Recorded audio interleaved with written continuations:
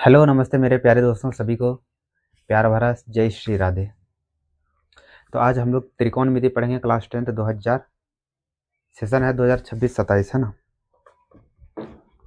तो ये इसको बेसिक से पढ़ते हैं पहले।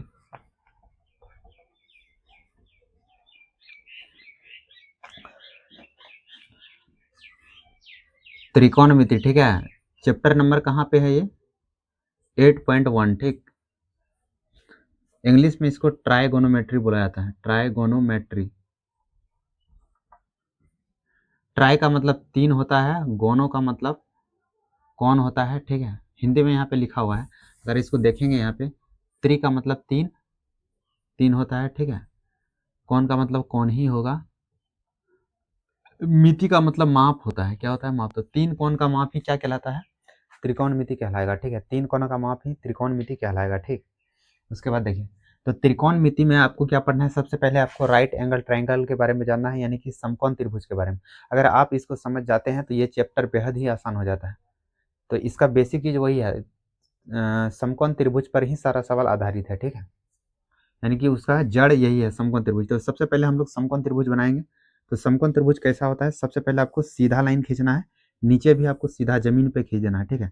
तो जब भी कोई चीज सीधा जमीन पे खड़ा होता है तो उसके तो उसमें कितना डिग्री का एंगल बनता है, तो 90 डिग्री। याद रखिएगा, कोई भी चीज यदि जमीन पे सीधा खड़ा है तो कितना का एंगल बनेगा 90 डिग्री।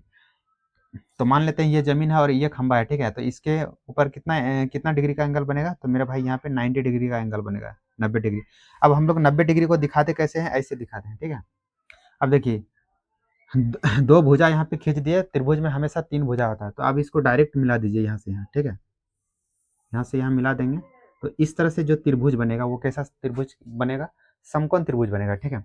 तो समकोण त्रिभुज में अगर कोण यहाँ पे बन रहा है ठीक है, यहाँ पे बन रहा है, तो नीचे वाला भुजा आधार कहलाएगा मेरे भाई। आधार यानी कि इंग्लिश में इसको बेस बोलेंगे ठीक है। और ये वाला भुजा, इसके जस्ट सामने वाला भुजा लंब कहलाएगा ठीक है, लंब, जिसको हम पी से दिखाएंगे परपेंडिकुलर ठीक है। और ये जो बच जाता है सबसे बड़ी भुजा, इसका नाम होता है कर्ण ठीक है। कर्ण, इंग्लिश में इसको हाइपोटेन्यूस बोलते हैं और इसको लिखते हैं हम लोग एच से ठीक है। अब आपको सीधी जानना है, यहाँ पे सीधा तौर पर आपको एक ही चीज जानना है, पाइथागोरस परिमेय। यानी कि इसी त्रिभुज पर एक परिमेय दिया गया था ठीक है। किसने दिया था, तो ये उसका नाम था पाइथागोरस परिमेय। पाइथागोरस नाम का व्यक्ति ने दिया था। तो पाइथागोरस परिमेय आपको जानना है। यहाँ क्या होता है पाइथागोरस परिमेय, देखिए कहता है क्या, कर्ण का स्क्वायर जो होता है ना, इसका जो स्क्वायर होता है, इस वाले भुजा का स्क्वायर जो होता है वो किसके बराबर होता है, इन दोनों के जोड़ के स्क्वायर के बराबर होता है। मतलब P प्लस बेस के बराबर होता है ठीक है। याद रहे, जोड़ के बराबर नहीं होता है, इसके स्क्वायर के जोड़ के बराबर होता है ठीक है।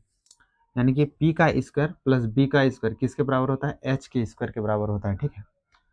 अब देखिए, हम लोग को अगर यहाँ से अगर H का मान निकालना हो तो कैसे निकालेंगे, एच स्क्वायर का मान नहीं, H का मान निकालना है तो कैसे निकालेंगे।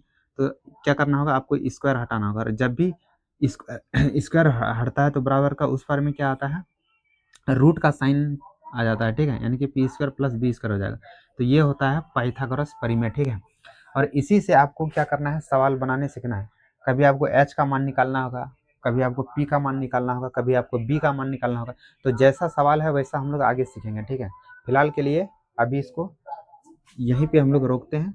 उसके बाद अगले दिन से हम लोग कंटिन्यू करेंगे और सवाल भी करेंगे। तो आपको ये चीज़ जाना है, त्रिकोणमिति का अभी आज हम बेसिक बताए हैं, जिसमें से कुछ ज़्यादा कुछ था नहीं। इसके बारे में इंट्रोडक्शन दिए कि ये वाला लंब, ये आधार होता है और ये कर्ण होता है। और इसी पे आधारित है ये फॉर्मूला पाइथागोरस परिमेय, एच का स्क्वायर बराबर होता है पी का स्क्वायर प्लस बी का स्क्वायर। यहाँ से क्या किया, स्क्वायर हटा दिए तो एच बच गया, स्क्वायर हटेगा तो उधर रूट आएगा, P square plus B square. तो आपको ये फॉर्मूला याद रख लेना है। इसी से आपको क्या करना है, सवाल भी बनाना है ठीक है। तो चलिए इसको यहीं पे रोक देते हैं अभी फिलहाल के लिए।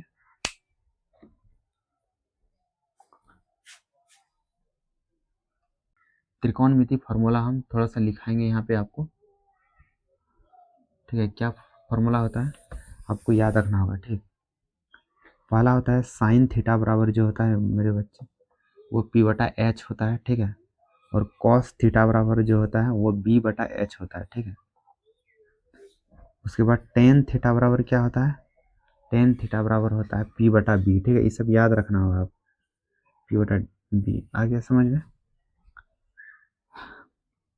देखिए कॉसेक फिर आपको रख लेना है याद, कॉसेक थीटा बराबर होता है एच बटा पी, ठीक है। उसके बाद याद रखना है आपको सेक थीटा, ठीक है। सेक थीटा बराबर होता है एच बटा बी होता है, क्या होता है एच बटा बी। और टेन थीटा उसके बाद याद रखना है आपको कॉट थीटा, ठीक है। कॉट थीटा बराबर होता है बी बटा पी, क्या होता है बी बटा पी। तो इधर हम 3 फार्मूला लिखाए हैं, इधर 3 फार्मूला लिखाए हैं। अगर आप इसको गौर से देखेंगे तो आपको एक चीज़ दिखाई पड़ेगा, क्या कि साइन थीटा में जो है वो पी बटा एच है, जबकि कॉस थीटा में एच बटा पी है। मतलब इसका जस्ट उल्टा इसमें है। तो साइन थीटा और कॉस थीटा क्या होता है, एक दूसरे का उल्टा होता है, ठीक है। उसी तरह कॉस थीटा में बी बटा एच है तो सेक थीटा में क्या है एच बटा बी। मतलब देखिए इसमें बी बटा एच है तो इसमें एच बटा बी, एक दूसरे का उल्टा है।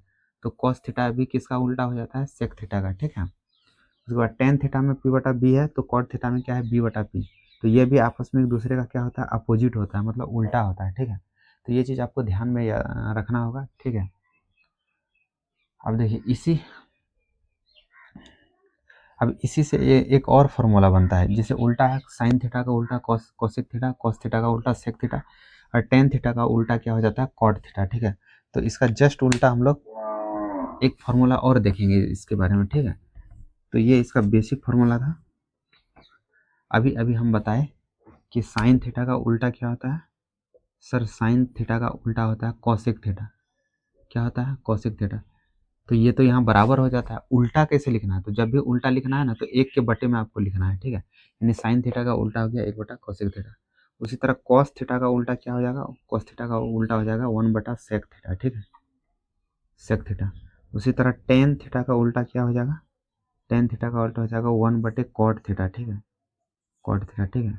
तो ये आपको 2-4 फार्मूला याद रखना है, ठीक है। अब हम लोग डायरेक्ट सवाल बनाएंगे इसका, जो कि बहुत मज़ा आएगा बनाने में।